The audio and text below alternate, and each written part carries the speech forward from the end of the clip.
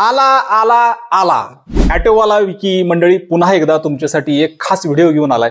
मंडळी काय माहितीये का, दिवाळी झाली, आता दसरा पण झालाय, बरोबर, नवरात्री झाली, ह्या सगळ्या सणांमध्ये सगळ्यांनी आता नव्या गाड्या घेतल्या असतील, काही जुन्या सेकंड हँड गाड्या पण त्यांच्यासाठी घेतलेल्या आहेत ज्यांच्या ह्या पद्धतीनुसार।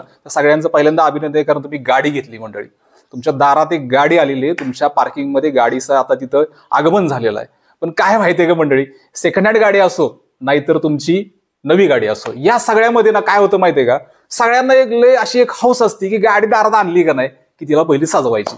म्हणजे काय करायचं, समजा आता बऱ्याच जणांनी बघा काय केलंय माहितीये का, आत्ताच्या दिवाळीला ना बेस मॉडेल घेतलं असेल, ज्यांनी घेतलंय बरं का त्यांच्यासाठी तर त्यांना भरपूर हा व्हिडिओ महत्वाचा असणार आहे, आणि मिडल रेंज जरी घेतलं तरी त्यांच्यासाठी महत्वाचं असणार आहे। ज्यांनी बेस मॉडेल घेतलं का नाही त्यांना असं वाटतं की ही आपली गाडी डायरेक्ट आता ह्याच्यामध्ये न्यावी, ॲक्सेसरीज वाल्याकडे न्यावी, तिला सनरूफ लावावा, तिला टायर गिअर बदलावं, तिला व्हील्स लावावे, तिला आणखीन काय काय आतमध्ये म्युझिक सिस्टीम लावावी, काहीतरी वायरिंग त्याला चांगलं करावं, लाईटी बिटी मस्तपैकी लावावे, फॉग लॅम्प लावावेत। म्हणजे काय होतं की बेस मॉडेल तुमचं टॉप मॉडेलमध्ये तुम्ही कन्वर्ट करायला लागता, आणि ह्याच्यामध्ये तुम्ही असं एक अभिमानानं सांगता कॉलरवर करून की बघ मी पैसे कसं वाचवलं बाबा। पण कसं आहे माहितीये का मंडळी, हे सगळे बदल मॉडिफिकेशनचे, आपला आजचा व्हिडिओ हा मॉडिफिकेशन संदर्भातला, आणि जे मॉडिफिकेशन तुम्ही जे करताना ते मॉडिफिकेशन करत असताना याच्यामध्ये ते किती कायदेशीर आहे किती बेकायदेशीर असणार आहे ह्याच्यावर आजचा हा सगळा टोटल व्हिडिओ आहे। म्हणजे तुम्ही हौसेला मोल नाही, मान्य आहे, वाक्य जगजाहीर आहे, पण हौसेला मोल नसताना तुम्ही जे हौस करता गाडीची ना, तिला सजवणं चांगलंच आहे, पण ती कायद्यात बसतं का ती बेकायदेशीर आहे, बरं त्याचा विमा सुद्धा होतो का, हे बी महत्वाचं आहे ना तुमच्यासाठी। म्हणजे उद्या न जाणो, असं कधीच होणार कुणाच्या बाबतीत, पण न जाणो तुमची गाडी धडकली कुठेतरी, आणि जर तुम्ही गाडी मस्तपैकी सजवलेली आहे, काय झालं त्या गाडीला, तुम्हाला क्लेम होणार आहे का उद्या गाडीचा?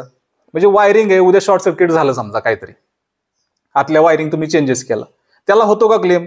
तर आज या सगळ्याचीच माहिती आपण आज घेणार आहोत या व्हिडिओच्या माध्यमातून।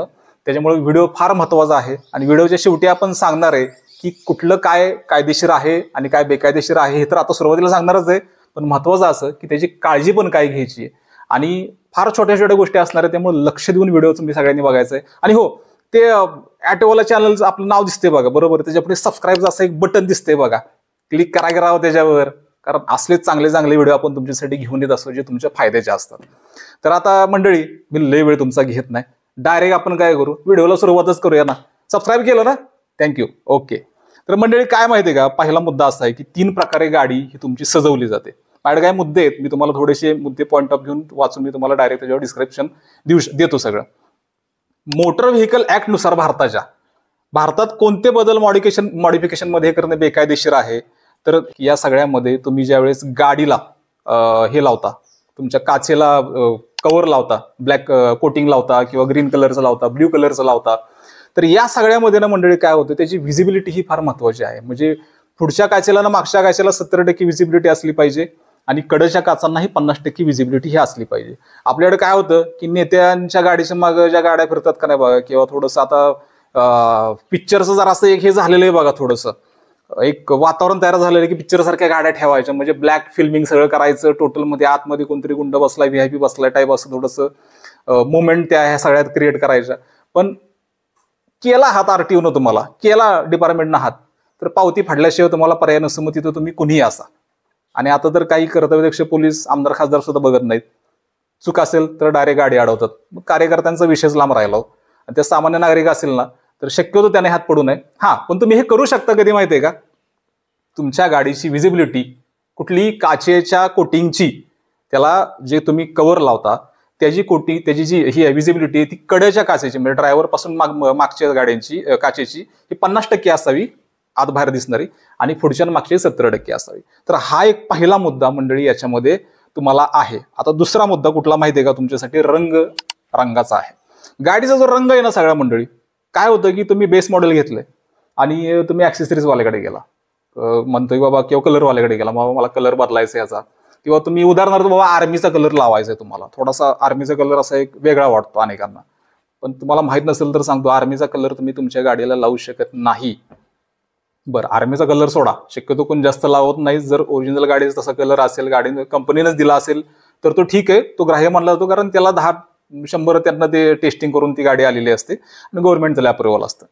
पण ज्यावेळेस तुम्हाला दुसरा कुठलाही रंग लावायचा, म्हणजे तुमची समजा गाडी व्हाईट कलरची, तुम्हाला रेड कलरचा लावायचा आहे, तर ह्याच्यामध्ये काय होतं माहितीये का, थोडंसं तिथं तुम्हाला काळजी घ्यावी लागते. आता त्यात काय आहे की गाडीला रंग देणे मॉडिफिकेशन मध्ये येतं का, तर हो हे येतं. गाडीला तुम्ही कलर करू शकता, त्यामध्ये काही अडचण नसते. दुसरी गोष्ट, ऍक्सेसरीज मध्ये इंटेरियर मध्ये काय येतं, तर तुम्ही सीट कव्हर बदलू शकता. स्टेअरिंगचा जो तुमचा कव्हर आहे ते त्याला कव्हर लावू शकता. तुमची म्युझिक सिस्टीम तुम्ही चांगली ठेवू शकता. हा पण चांगली म्हणजे कशी माहिती, तुम्ही डॉल्बी लावाल आत गाडीमध्ये, तसलं चालत नाही बरं का. तुम्ही समोरच्याचा कांटाळा सगळं हे करून टाकाल, अजिबात चालत नाही. मर्यादित असावी, गाडीच्या नियमानुसार असावी. त्याला फार त्याचं एखादं सबवूफर वगैरे तुम्ही लावू शकता, पण तो फार अगदी डीजे टाईप नसावा की बाबा तुमच्यासोबत गाडीच्या दुसऱ्याच्या गाडीच्या काचा फोडाला, असं काय नसावं. दुसरी गोष्ट महत्वाची, याच्यामध्ये लाइटिंग बल्ब. आता काय झालं माहितीये का मंडळी, की लाईट बल्ब मध्ये काय होतं की लाइटिंग बल्ब जे आहेत ना तुमच्या गाडीचे, हे फॉग लॅम्प तुम्ही लावू शकता.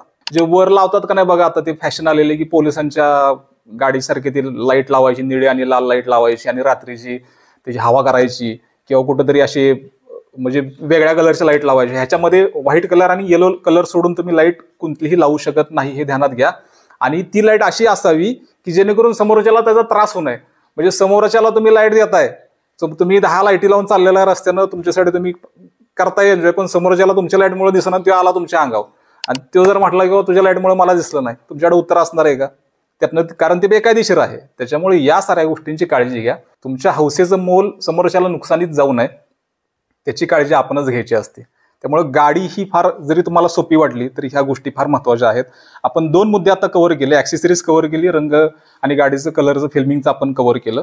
तिसरा मुद्दा आहे तुमच्या गाडीची चाक. आता बऱ्याच जणांना काय, जशी बोलेरो आहे बघा, सफारी आहे किंवा तुमची हॅरियर आहे. आता एसयूव्ही मधल्या सगळ्या गाड्यांना बघा काय होतं की बरेच जण थोडीशी चाक अशी बाहेर आली पाहिजेत, मस्तपैकी त्यांना असं एक ऍडव्हेंचर फील त्यांना करायचं असतं. काय माहिती आहे मंडळी, तुम्ही करा, पण ते सरकारी नियमात जे काय असेल ना त्या गाडीच्या ज्या स्ट्रक्चरनुसार तिथपर्यंतच तुम्ही करा. त्याच्यावर जर तुम्ही केलं तर ह्याच्यामध्ये तुम्हाला धोका काय होतो की गाडीचा बॅलन्स हा पूर्णपणे हलतो, पूर्णपणे. म्हणजे तुम्ही गाडीची साईज एवढी आहे आणि चाक एवढं टाकलं तर त्याला उपयोग अजिबात नाही. म्हणजे काय होतं, बॅलन्स पूर्ण हलतो आणि गाडीला ऍक्सिडेंटचा धोका जास्त आहे. त्याच्यामुळे हे नियमात सरकारच्या बसत नाही, हे बेकायदेशीर आहे. पण कायदेशीर कधी आहे, जर त्या नियमानुसार तुम्ही चाकामध्ये बदल केला पण ॲलॉय व्हील चाकाच्याही बाहेर येत आहेत तर ते नाही. कारण त्याच्यामुळे एखाद्या व्यक्तीचा बाबा, एखादी महिला रस्त्याने चालली, एखाद्याच्या 2 व्हीलरवाल्याच्या पायाला ते लागू शकतं किंवा काहीतरी ऍक्सिडेंट होऊ शकतो. तर ह्या गोष्टी कायदेशीर आहेत, तशा बेकायदेशीर सुद्धा आहेत. पण कायदेशीर कशा, तर ते मापात असावं तरच. बेकायदेशीर कसं, ह्याच्या बाहेर कुठे गेलं टायर तुमच्या गाडीच्या बाहेर, तर चालणार नाही. आणि ॲलॉय व्हील सुद्धा हे लक्षात घ्या. दुसरी गोष्ट, तुम्ही वर कॅरेज लावता बघा, तर कॅरेज काय आहे, कॅरेज हे थोडं तुम्हाला कायदेशीर आहे, कारण त्याला स्क्रू फिटिंग आहे ना, तुमच्या गाडीला कुठं कटिंग होत नाहीये. त्याच्यामुळे तुम्ही स्क्रू फिटिंग जेवढं असेल ना ते तुमच्या गाडीलाही लिगल आहे. आता दुसरी गोष्ट, तुमची गाडीला तुम्ही आफ्टर मार्केट सीएनजी लावताय, एलपीजी किट लावताय. आता एलपीजी शक्यतो नाहीच आहेत कुठं, सीएनजी सगळीकडे चाललेले आहेत. पण सीएनजी किट जर तुम्ही लावलं तर ते तुम्हाला आरटीओची त्याला परवानगी लागतेच आणि ते पास होऊनच ते सगळं येतं. त्यामुळे जे कोण करत नसतील त्यांनी ते करून घ्या, कारण तुम्हाला मी पुढे जे मुद्दा मांडणार आहे ना की इन्शुरन्सचा, त्याच्यामध्ये तुम्हालाच फायदा आहे, नाहीतर फायदा अजिबात होत नाही. झाला काय चुकीचं एखादं वायरिंग ढिलं तर तुमचं नुकसान होतं त्याच्यामध्ये. त्याच्यामुळे त्या गोष्टीची काळजी घ्या. तर हे होतं कायदेशीर मध्ये. काय होतं, सीएनजी किट होतो कायदेशीर मध्ये, बॉडी किट होतं, लाइटिंग बल्ब होते, ते पण कुठले मर्यादित असणारे, साधारण एक 7-8 मीटर किंवा त्याच्या आतच ते हे असणारे सगळे काय असतील ते. तुमची चाकं होती, ऍक्सेसरीज होती, आतलं इंटेरियर जे काय सांगितलं ते, आणि रंग आणि रॅपिंग हे कायदेशीर मध्ये येतं. आता बेकायदेशीर काय काय आहे, आता काय माहितीये का मंडळी, बेकायदेशीर मध्ये तुम्हाला पहिली गोष्ट काय माहितीये का, आपल्याकडे गाडी आली पहिली न्यायची सनरूफ करायला, म्हणजे सनरूफ काढायचा. आता गाडीनं कंपनीने दिला असेल ना सनरूफ तर ठीक आहे आतापर्यंत, कारण तो लिगल आहे, कारण ती गाडी टेस्टिंग होऊन आलेली आहे गव्हर्नमेंटच्याकडून, कारण तो गाडीने दिलेला आहे. त्याच्यावर आपण सेपरेट व्हिडिओ बनवणारच आहोत. पण महत्वाचं काय माहितीये का, सनरूफ ज्यावेळी तुम्ही बनवता का नाही गाडीचं, त्यावेळी काय करता माहितीये तुम्ही, म्हणजे गाडीचं ही स्ट्रक्चर आहे, ही गाडी एक समजा, ही गाडीचा वरचा भाग आहे, तर हा भाग काय करता तुम्ही, कट करता हितनं आणि त्याला सनरूफ लावता. बरोबर, का लावता, तर तुम्हाला शायनिंग करायची, तुम्हाला त्याचा एक आनंद घ्यायचा आहे, तुम्हाला एक स्टेटस ठेवायचं तुमचं त्याच्या मागं, तुमच्या गाडीची एक ओळख बनवायची, तुमची स्वतःची एक ओळख बनवायची, पर्सनॅलिटीला थोडंसं हे करायचंय, मान्य आहे सगळ्या गोष्टी. पण ते कट होताना काय होतं माहिती आहे का, वरचा पत्रा, तुमची गाडीची पूर्णपणे सेफ्टी ही जाते आणि हे बेकायदेशीर मध्ये येतं. आणि हे बेकायदेशीर असताना याच्यामध्ये मंडळी तुम्हाला सगळ्यात महत्वाचं काय माहितीये का, तुम्हाला ह्याचा क्लेम करता येत नाही, हे ध्यानात घ्या. पहिल्यांदा कसलाही क्लेम ह्याचा होत नाही, कारण तुम्ही गाडीचं नुकसान केलेलं आहे सेफ्टीच्या दृष्टीनं, त्याला कसलाही क्लेम होत नाही. हा मुद्दा पहिला ध्यानात घ्या. त्यामुळे जे सनरूफ बसवतात का नाही त्यांच्यासाठी फार महत्वाचा मुद्दा आहे. करा हाऊस, पण ह्याचा काही फायदा नाही तुम्हाला. उद्या जर गाडी कुठे धडकली तर ह्याचा क्लेम होत नाही. दुसरा कुठला माहितीये का, बुलबार आणि क्रॅश बार. म्हणजे काय होतं की पुढे आपण काय म्हणतो की एखादी समजा आपली गाडी धडकली, कुठे चिकटली ट्रॅफिकमध्ये एखाद्याला किंवा काय झालं, तर आपण काय होतं की याच्यामध्ये तो शॉक जो असतो दोन्ही गाड्यांमधला तो बुलबार तो ऑब्झर्व करतो, बरोबर. ह्यासाठीच त्याचं काम असतं ते. पण हा सुद्धा बेकायदेशीर आहे. होय, हा बेकायदेशीर आहे. याचं कारण असं, कारण ज्या गाडीला एअरबॅग्स आहेत, ज्या गाडीला पार्किंग सेन्सर, आता सगळ्या गाड्या मोस्ट ऑफ ऑटोमॅटिकली आणि सगळ्या चांगल्या ह्याच्यामध्ये ऑप्शन्समध्ये येतात. अगदी बेस मॉडेल सुद्धा त्यात चांगलं असतंच, नाही म्हटलं तरी कुठल्याही कंपनीचं. बुलबार जर तुम्ही लावला ना तर त्याचा नुकसान म्हणजे कंपनी पेटेड असेल तर ठीक आहे बरं का, पण तुम्ही कुठला तरी वेगळाच लावलाय बुलबार आणि चाललाय गाडी धडकली तर त्याचा तुम्हाला पार्किंग सेन्सरला अडचण होते, सेन्सर पकडणं, एअरबॅग्स उघडायला त्याची अडचण होते ना, अशा काही किस्से झालेले आहेत. त्याच्यामुळे बुलबारला कसलीही परमिशन नाही, तर बेकायदेशीरच आहे. त्याच्यामुळं उद्या गाडी अडवली तर तिकीट फाडण्याशिवाय तुम्हाला, पावती फाडण्याशिवाय पर्याय नाही. आता इंजिनची पॉवर तुम्ही ट्युनिंग करून किंवा मोठे इंजिन बसून पॉवर वाढवतं तर हे सुद्धा अलाउड नाहीये. दुसरी गोष्ट फॅन्सी नंबर प्लेट. आता नंबर प्लेटचा विषय संपला, याची सारखी नंबर प्लेट आलेला आहे, त्यामुळे तुमचा आता काय सगळ्यांचाच विषय क्लिअर केलेला आहे सरकारनं की तुम्ही ह्याच्यामध्ये काही करू शकत नाही. त्याच्यामुळे हा जो सगळा पार्ट आहे ना मंडळी, की याच्यामध्ये तुम्हाला कायदेशीर काय काय आणि बेकायदेशीर काय काय हे सगळं आपण आता ह्याच्यामध्ये बघितलं. आता अजून काही गोष्टी आहेत याच्यामध्ये. कुठल्या माहिती आहे का, तुम्ही गाडी एसयूव्ही ज्यांच्याकडे आहे तर ते खाली फूट स्टेप लावतात खाली बघा कडेला, म्हणजे ड्रायव्हरच्या सीट पासून इकडच्या आणि इकडच्या तुमच्या प्रवासी सीट पासून खाली फूट स्टेप लावतात खाली पाय उतरायला. तर काही जण लावतात, आता फार कमी लावतात आणि मग काही जण लावतात ते.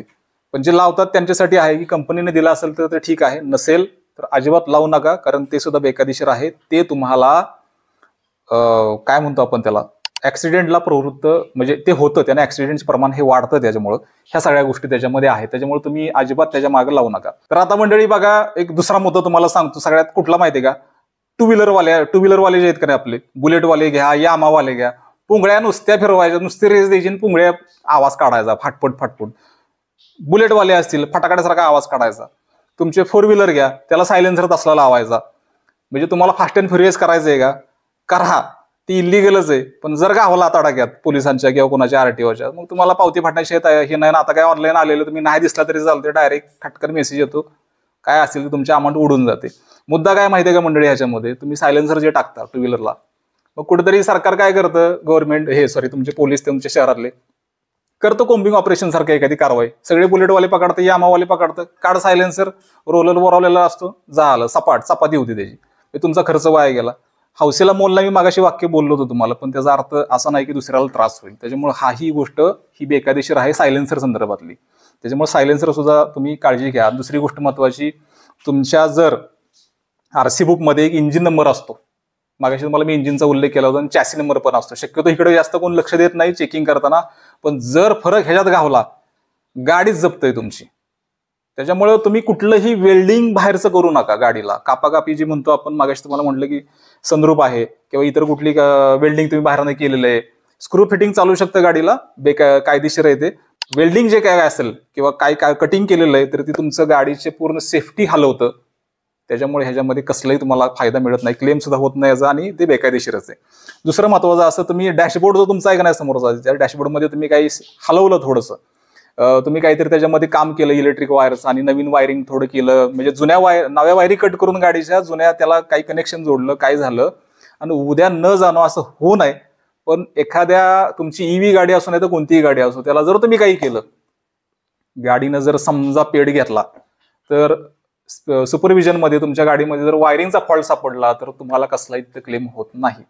कारण तुम्ही काय केलेलं आहे, वायरिंग बदललेलं आहे, म्हणजे चूक तुमची ही आफ्टर मार्केटची, बरोबर आहे. मग आता हे सगळे मी तुम्हाला मुद्दे सांगितले. ईव्हीचे तुमचे बदल असो गाडीमध्ये तुम्ही करा, नाही तर कुठल्याही गाडीत करा, नव्या असो नाही तर जुन्या गाडीमध्ये असो, याचा काही तुम्हाला फायदा होत नाही जर तुम्ही बेकायदेशीरपणे ह्या गोष्टी केलेल्या आहेत तर.